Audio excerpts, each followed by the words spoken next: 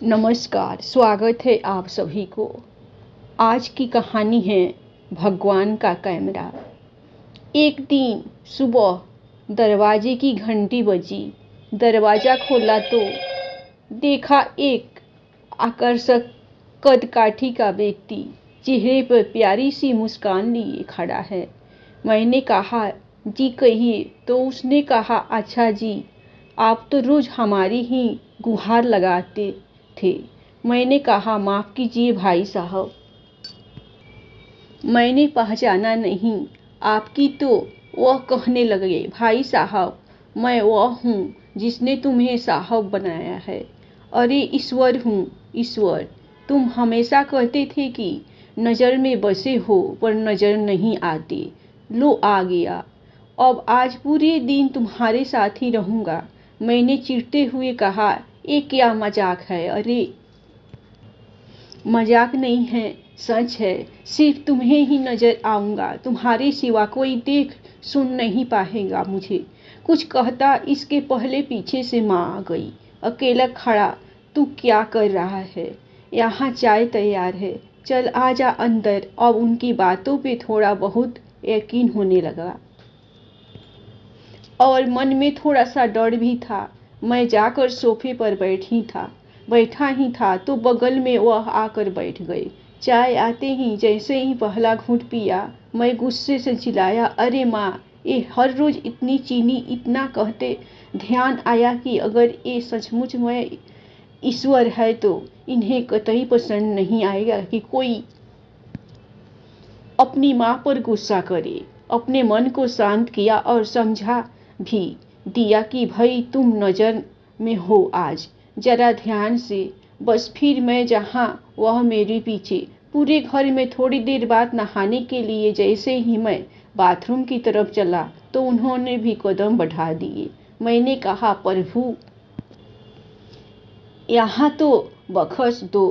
खैर नहा कर तैयार होकर मैं पूजा घर में गया।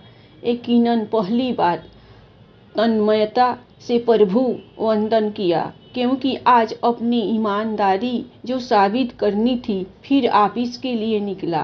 अपनी कार में बैठा तो देखा बगल में महाशय पहले से ही बैठे हुए हैं। सफ़र शुरू हुआ तभी एक फ़ोन आया और फ़ोन उठाने ही वाला था कि ध्यान आया, तुम नज़र में हो। कार को साइड में रोका, फ़ोन पर बात की और बात करते करने की ही वाला था कि इस काम के ऊपर के पैसे लगेंगे। पर ये तो गलत था, पाप था। तो प्रभु के सामने कैसे कहता। तो एकाएक ही मुंह से निकल गया, आप आ जाइए, आपका काम हो जाएगा आज। फिर उस दिन ऑफिस में ना स्टाफ पर गुस्सा किया, ना किसी कर्मचारी से बहस की।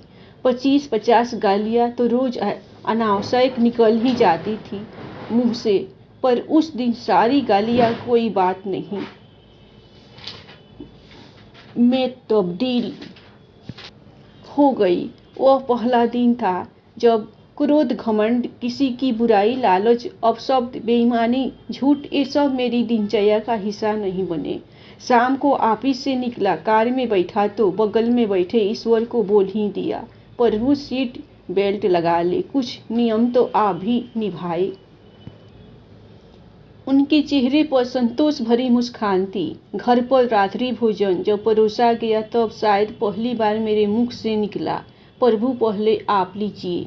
और उन्होंने भी मुस्कुराते हुए निवाल मुंह में रखा। भोजन के बाद माँ बोली, पहली बार खाने में कोई कमी नहीं निकाली। आज तूने क्या बात है सूरज, पश्चिम से निकला है क्या आज? मैंने कहा, मैं आज सूर्योदय मन में हुआ है।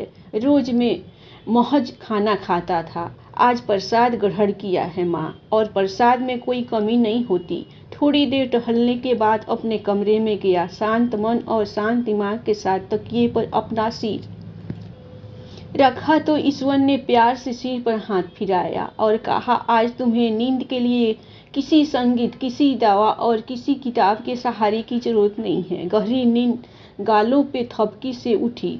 कब तक सोएगा? जाग जा अब। माँ की आवाज़ थी। सपना था शायद। हाँ, सपना ही था, पर नींद नौद से जगा गया। अब समझ में आ गया उसका इशारा, तुम नजर में हो। जिस दिन ये समझ गए कि वो देख रहा है, सब कुछ ठीक हो जाएगा। सपने में आया एक विचार भी आंखें खोल सकता है। बस हमेशा याद रखो कि हम सांसारिक कैमरे की नहीं बल्कि प्रभु के कैमरे की नज़र में हर समय है। भोले शंकर की कहानी। भोलेनाथ ने काटे चिड़िया के साथ जन्म। चिड़िया पर कृपा की प्यारी सी कहानी। एक चिड़िया जंगल में एक पेड़ पर रहती थी। जंगल बिल्कुल सूखा हुआ था, न घास न पेड़ न फूल न फल। जिस वृक्ष पर चिड़िया रहती थी उस पर भी सिर्फ सूखी टहनियाँ थी, पत्ते भी नहीं थे। चिड़िया वहीं रहकर हर समय शंकर भगवान का जाप और गुणगान करती थी। एक बार नारद जी जंगल में होकर जा रहे थे। चिड़िया ने देख लिया, तुरंत आकर बोली, नारद जी आप कहाँ जा रहे हैं? नारद ने कहा, शंकर जी के पास जा रहा हूँ। चिड़िया ने कहा, भगवान शंकर मेरा बड़ा ध्यान रखते हैं। मेरे सूखे जंगल के बारे में उन्हें पता नहीं है, शायद कृपया उनसे कह दीजिएगा मेरे जंगल को हरा भरा कर दे। नारद जी शंकर जी के पास जाकर चिड़िया के जंगल की बात की। नारद के कई बार कहने पर शंकर जी ने कहा, मैं इसमें कुछ नहीं कर सकता हूँ। नारद चिड़िया के भाग्य में 7 जन्म ऐसे ही सूखे जंगल में रहना लिखा है। नारद कुछ नहीं बोले। कुछ समय बाद नारद जी फिर वहां से निकले तो देखा जंगल बिल्कुल बदला हुआ था। जंगल हरा भरा, हरी घास फूल फल लदे हुए थे। चिड़िया का पेड़ फूलों और फलों से लदा था। चिड़िया भी प्रेम मगन होकर पेड़ पर नाच रही थी। नारद जी ने सोचा शंकर जी ने मुझसे झूठ बोला। नारद जी ने शंकर जी से जंगल के हरे भरे तथा चिड़िया के बारे में पूछा तो शंकर जी ने कहा कि मैंने चिड़िया को कभी कुछ नहीं दिया, फिर भी मेरा गुणगान करती रहती है। उसकी भक्ति विश्वास और प्रेम की वजह से मुझे 7 जन्म काटकर सब चिड़िया को देना पड़ा है। ऐसे दयालु है हमारे भोलेनाथ। भक्ति में शक्ति होती है। अगर आप अपने आराध्य के प्रति समर्पित है तो आपका कोई काम नहीं रुक सकता है।